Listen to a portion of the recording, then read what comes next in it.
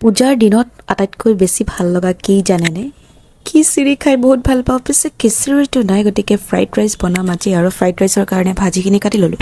কঁকাল একেবাৰে বিষাই গৈছে গাইছ।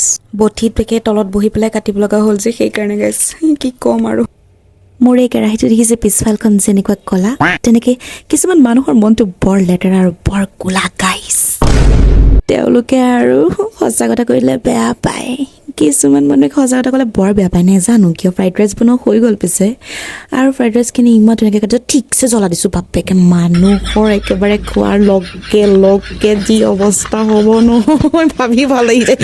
অতি ফাটা জ্বলা দিছোঁ, জ্বলা দি পেলাই খাই দিছে একেবাৰে। দেখিছে মই টিফিনৰ ঢাকনিখনতে খাই লওঁ আৰু দেই গাইছ। মই বুলি একো বনাবই নাজানো হা, মুখৰ আগত তেনেকৈ কয়, আৰু অকলে বা ঠিকছে ধুনীয়াকৈ মাৰি দিয়ে। ঘপককৈ চকুত পৰিল বনাবই যদি নাজানো, ইমান ধুনীয়াকৈ মাৰি আছে কিয়? দুপৰীয়া পূজাৰ খিচিৰি খাবলৈ পোৱা নাই যে, সেইকাৰণে তেখেতে কি ধুনীয়াকৈ খিচিৰি বনাই খোৱালে।